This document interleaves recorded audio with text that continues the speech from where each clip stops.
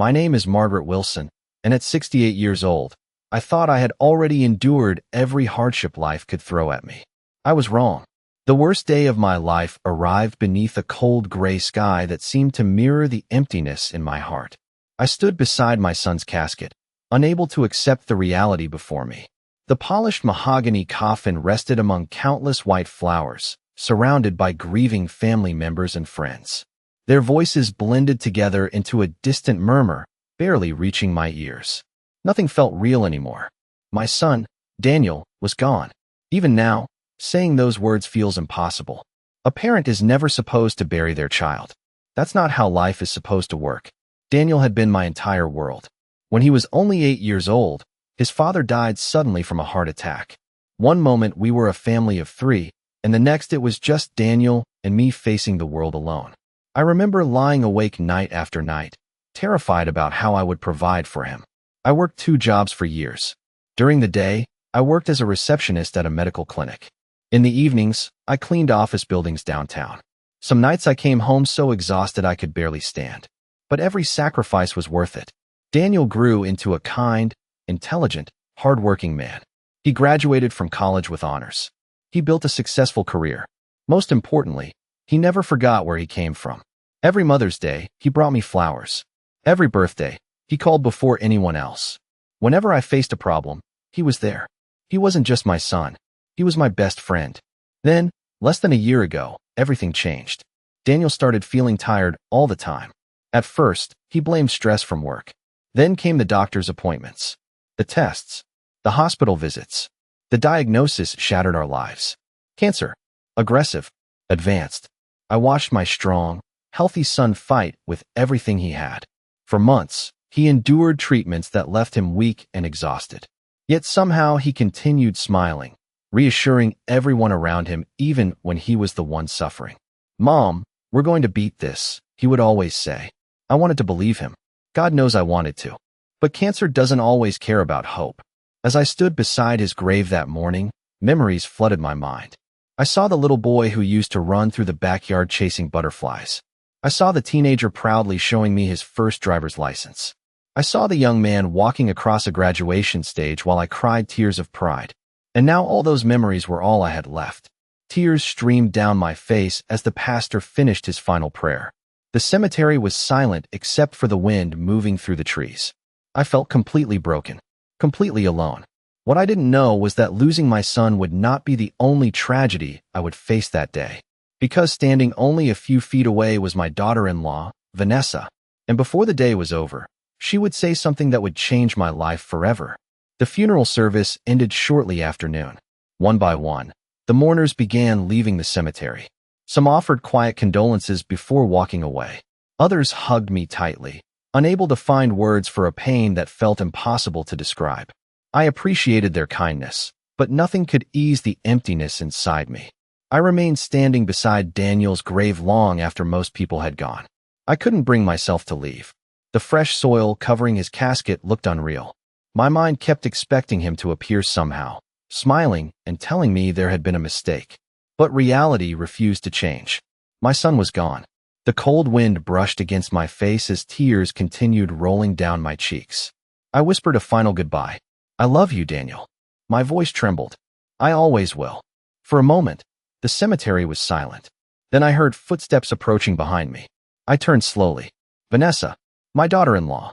She was dressed in an expensive black coat and designer sunglasses. Her expression wasn't sad. If anything, she looked annoyed. For years, our relationship had been strained. I tried my best to welcome her into the family when Daniel married her. I bought her gifts. I invited her to holiday dinners. I treated her like a daughter. But no matter what I did, she always kept me at a distance. At first, I assumed she was shy. Later, I realized something far more painful. She simply didn't like me. Even so, I never expected what happened next. Vanessa stopped a few feet away and crossed her arms. "Are you done?" she asked coldly. I stared at her, confused. "Excuse me." She sighed dramatically. "Stop crying already." For a second, I thought I had misheard her. "What did you say?" She glanced toward the remaining guests and lowered her voice slightly. I said stop crying. I felt as though the ground beneath me had shifted. My son had been buried less than an hour ago. Less than an hour. And she was telling me to stop grieving. Before I could respond, she delivered another blow. You need to pack your bags when we get home. I blinked. My heart skipped a beat. What are you talking about? I want you out of the house. The words hit me harder than anything else that day. Harder than the funeral. Harder than the burial. Harder than the final goodbye. For a moment, I couldn't even breathe. Several relatives nearby overheard the conversation. I noticed my sister-in-law Susan freeze in shock. Daniel's cousin Michael turned toward us, his mouth hanging open. Nobody could believe what they were hearing. Neither could I. Vanessa, I whispered, this isn't the time. She shrugged. Actually, it is. Then she leaned closer. You've been living there long enough. Daniel's gone now. It's time for you to move on. The cruelty in her voice was unmistakable. There was no sadness, no compassion, no respect, only impatience, only entitlement. I felt humiliation wash over me as tears filled my eyes once again. But this time, I wasn't crying only for my son. I was crying because I had just discovered what kind of person Vanessa truly was. The people around us stood in stunned silence. No one knew what to say. No one expected a widow to behave this way at her husband's funeral. Yet Vanessa seemed completely unbothered. As she turned and walked toward her car, she tossed one final sentence over her shoulder. Be out by tomorrow. Then she left. I remained standing beside Daniel's grave, frozen in disbelief. The woman who had just thrown me out believed she had all the power. What she didn't know was that she was about to make the biggest mistake of her life, because there was one very important truth she had never bothered to learn, and that truth was about to change everything. I barely remember the drive home from the cemetery. My mind replayed Vanessa's words over and over again. Pack your bags. Be out by tomorrow. The cruelty of it felt unreal. Just hours earlier, I had buried my only child. Yet somehow, my daughter-in-law had already found time to worry about removing me from the house. When I arrived home, I carried myself quietly through the front door. The familiar living room suddenly felt different. Colder. Less welcoming. Photographs of Daniel decorated the shelves. Family memories filled every corner of the house. His graduation picture. His wedding photo. A framed image of us standing together at the beach years ago. Looking at those photographs nearly broke me. This house contained decades of memories. But Vanessa didn't care about memories. She only cared about ownership. Or at least, what she believed ownership meant. As I sat alone in my bedroom, I thought back to the day I purchased the property nearly 20 years earlier. At the time, I was still working and had carefully saved every extra dollar I could. The house had been a smart investment. It wasn't luxurious, but it was located in a growing neighborhood and had plenty of space. Over the years, its value increased significantly. When Daniel married Vanessa, they struggled financially during their first few years together. Housing prices had skyrocketed. Buying a home seemed impossible. That's when I offered a solution. I allowed them to move into the property. I charged them almost nothing compared to market rent because I wanted to help them build their future. Daniel had been grateful. Very grateful. I still remembered the conversation. Mom, he had said, hugging me tightly. I don't know what we'd do without you. I smiled through tears as the memory returned. Daniel never took my generosity for granted. Unfortunately, not everyone shared his gratitude. Vanessa viewed the arrangement differently. Over time, she began acting as though the house belonged to her. She redecorated rooms without consulting anyone. She referred to it as my house during conversations. Whenever guests visited, she proudly gave tours as though she had personally purchased the property. At first, I ignored it. I assumed she was simply excited to have a comfortable home. But eventually I noticed something troubling. She genuinely believed the house was hers. Or perhaps she simply wanted everyone else to believe it. Either way, she never once asked a very important question. Whose name was actually on the deed? The answer was simple. Mine. Only mine. Not Daniel's. Not Vanessa's. The property had remained legally mine from the very beginning.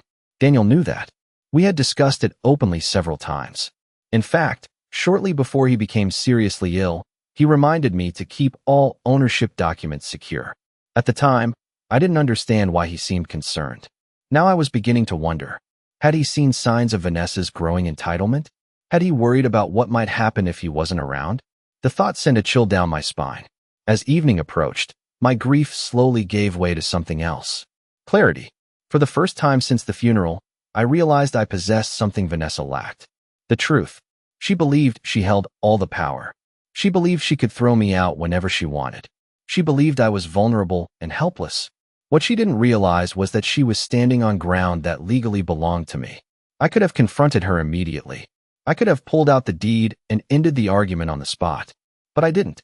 Instead, I made a different decision. I would remain silent. I would let her continue believing her own version of reality. Because sooner or later, the truth always finds a way to reveal itself. And when it did, Vanessa was going to learn a lesson she would never forget. The morning after Daniel's funeral felt even heavier than the day before. I barely slept. Every time I closed my eyes, memories of my son flooded my mind. I saw him as a child laughing in our backyard. I saw him blowing out birthday candles. I saw him standing proudly in his graduation gown. And then I saw the cemetery. The casket. The fresh earth covering his grave. The pain was unbearable. I was sitting quietly on the edge of my bed when I heard sharp footsteps approaching down the hallway. A few seconds later, my bedroom door swung open. Vanessa stood there. She wasn't carrying breakfast. She wasn't checking on me. She wasn't asking how I was coping after losing my only child. Instead, she was holding 3 empty cardboard boxes. Without saying good morning, she dropped them onto the floor. The sound echoed through the room. "You should start packing," she said coldly. I stared at her. For a moment, I honestly thought there might still be some kindness left inside her. Perhaps she would apologize. Perhaps grief had clouded her judgment at the cemetery. But the expression on her face told me otherwise. She meant every word. "Vanessa," I said quietly, "your husband was buried yesterday." She folded her arms. And the single word hit me like a slap. I could hardly believe this was the same woman Daniel had loved. The same woman he had spent years supporting and protecting. I took a slow breath. "I just need some time."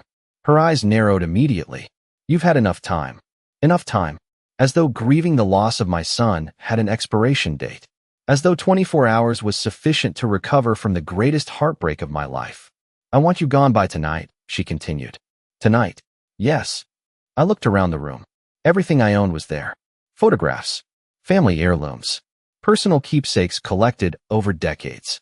Yet Vanessa acted as though I were an unwanted guest overstaying a hotel reservation. For a few seconds, neither of us spoke. Then something surprising happened. Instead of arguing, I simply nodded. "All right." The response seemed to catch her off guard. She had expected resistance. A fight. A confrontation. Instead, I remained calm. What she didn't understand was that I had already made my decision. The truth would reveal itself soon enough. There was no need to rush. No need to lower myself to her level. Vanessa gave a satisfied smile. For the first time since entering the room, she looked pleased. She actually believed she had won. After she left, I slowly began packing my belongings. The process took hours. Every item carried a memory. I carefully wrapped family photographs in newspaper. I packed old letters Daniel had written to me while attending college.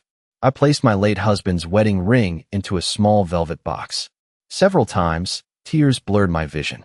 Not because I was leaving the house, but because each object reminded me of the life I had built and the people I had loved. By late afternoon, the boxes were stacked near the door. When I finally carried the last one outside, Vanessa was waiting. She leaned against the front porch railing, watching.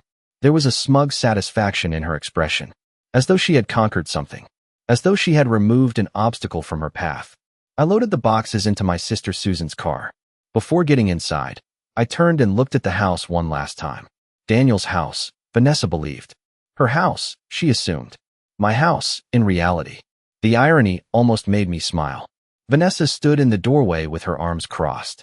Not once did she thank me. Not once did she apologize. Not once did she show any compassion.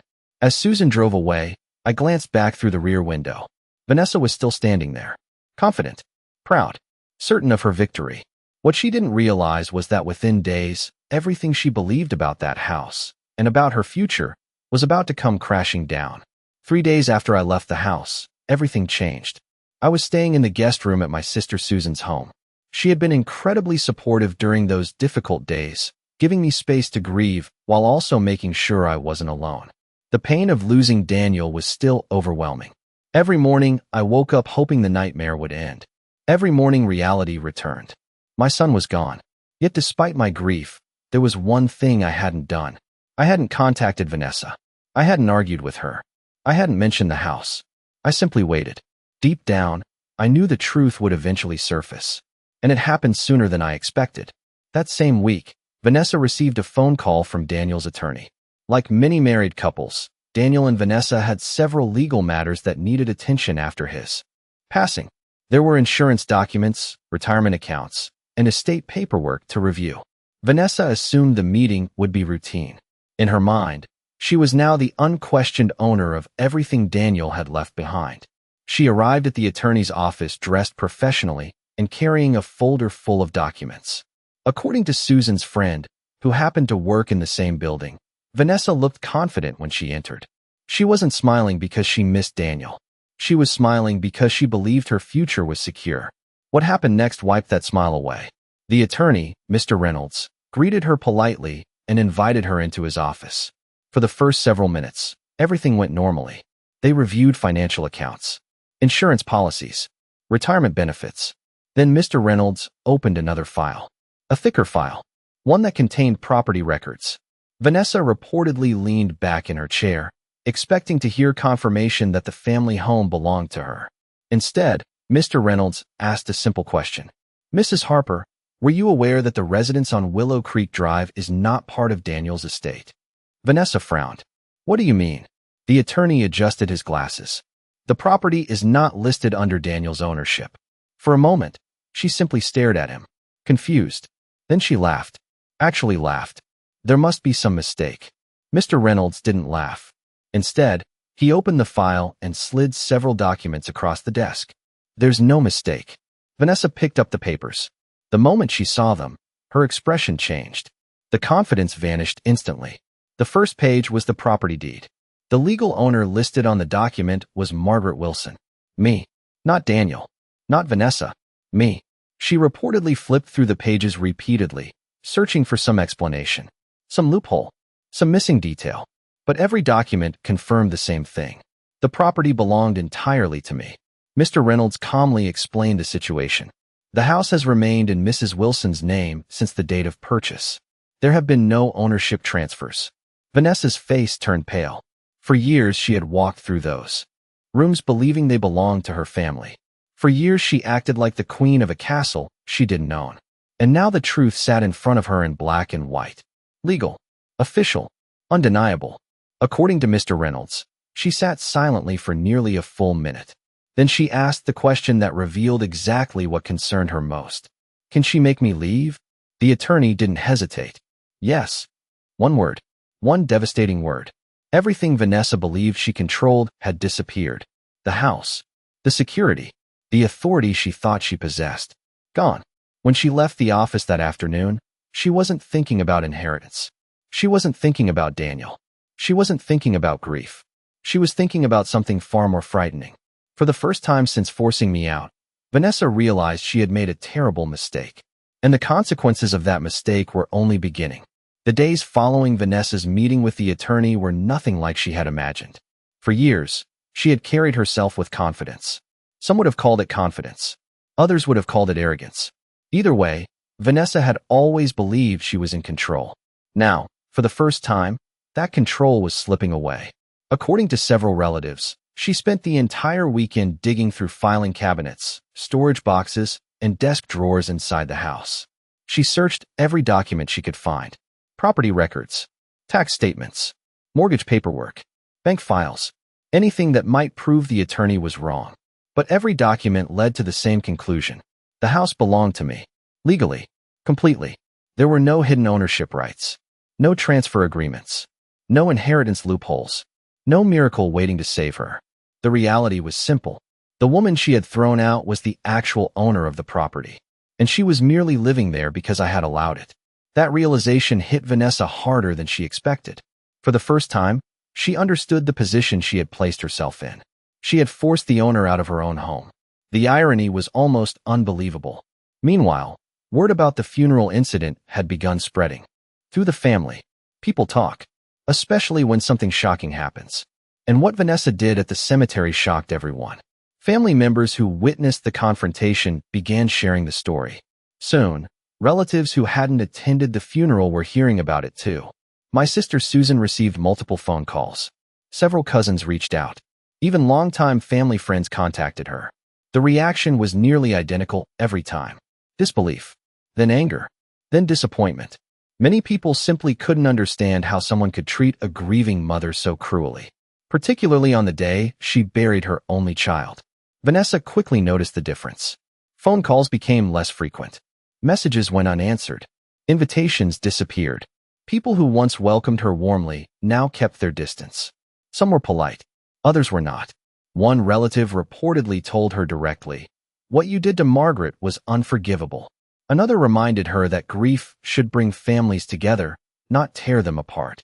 Vanessa suddenly found herself isolated. And isolation has a way of forcing people to confront uncomfortable truths. At the same time, financial concerns began piling up. Without ownership of the house, many of the plans she had quietly been making no longer made sense. She had assumed the property would eventually become her greatest asset. Now it was clear that asset had never belonged to her. The uncertainty terrified her. For years, she had viewed the house as security, a guarantee, a foundation for her future. Now that foundation felt unstable. Every room became a reminder of the mistake she had made. Every hallway, every window, every piece of furniture. The house no longer felt like a victory. It felt like evidence. Evidence of her entitlement. Evidence of her poor decisions. Evidence of how badly she had misjudged the situation. Meanwhile, I remained at Susan's home. I focused on healing, on mourning Daniel, on rebuilding my life one day at a time. I wasn't celebrating Vanessa's troubles. The truth is, losing my son left little room for satisfaction. But I also understood something important. Actions have consequences. And eventually, everyone must face them. One evening, Susan entered the kitchen carrying her phone. Her expression told me something had happened. "What is it?" I asked. She looked at me carefully. Then she sighed. "Vanessa has been calling everyone." I raised an eyebrow. "Everyone?" Susan nodded. "Family, friends, anyone who'll listen." I already knew what was coming next. Vanessa was running out of options. The confidence she once displayed had vanished. The certainty was gone.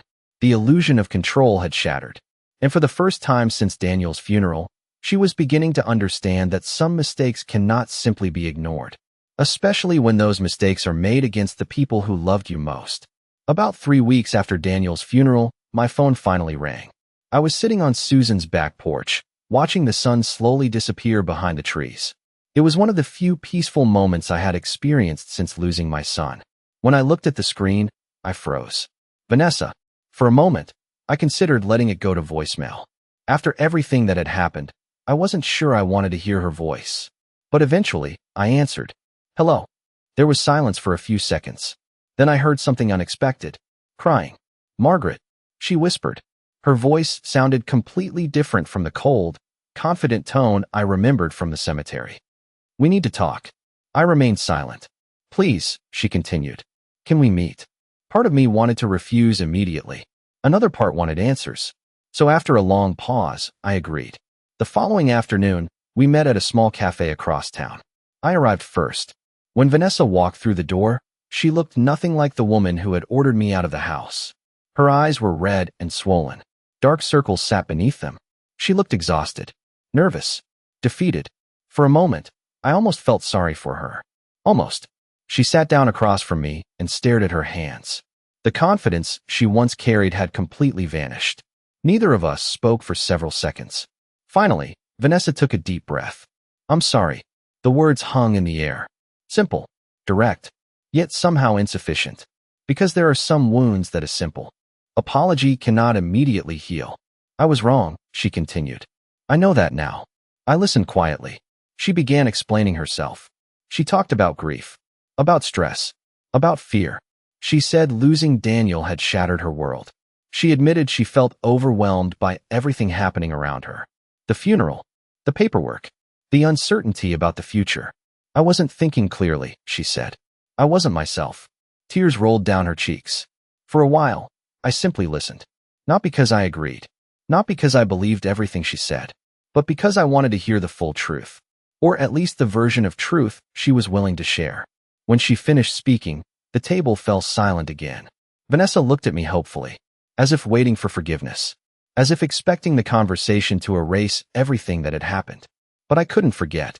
I remembered standing beside Daniel's grave. I remembered hearing her tell me to stop crying. I remembered being ordered out of the house less than 24 hours after burying my son. Most of all, I remembered how alone I felt in that moment. No apology could erase those memories. Finally, I leaned forward slightly. "Can I ask you one question?" She nodded immediately. "Of course." I held her gaze. "Would you be sitting here apologizing if you still believed that house belonged to you?" The color drained from her face. Instantly, her mouth opened, then closed. No words came out. The silence that followed answered the question better than any explanation could have. Because deep down, we both knew the truth. If the lawyer had never revealed the ownership documents, if she still believed she controlled the house, if she still believed she held all the power, this meeting would never have happened. Vanessa lowered her eyes toward the table. For the first time, she had nothing to say.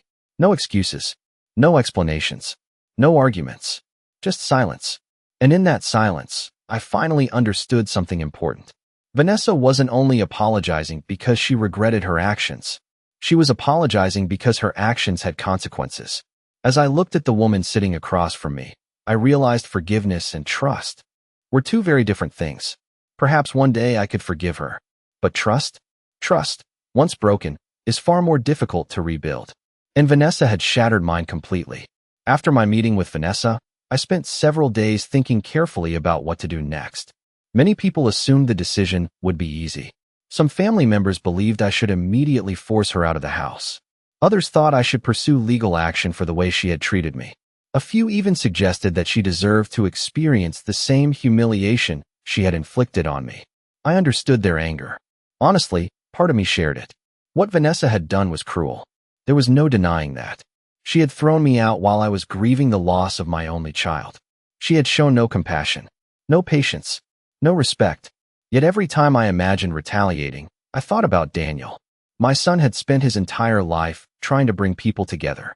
He wasn't vindictive. He wasn't spiteful. And despite everything that had happened, I knew he wouldn't want his memory overshadowed by bitterness. So I made a decision that surprised almost everyone, including Vanessa.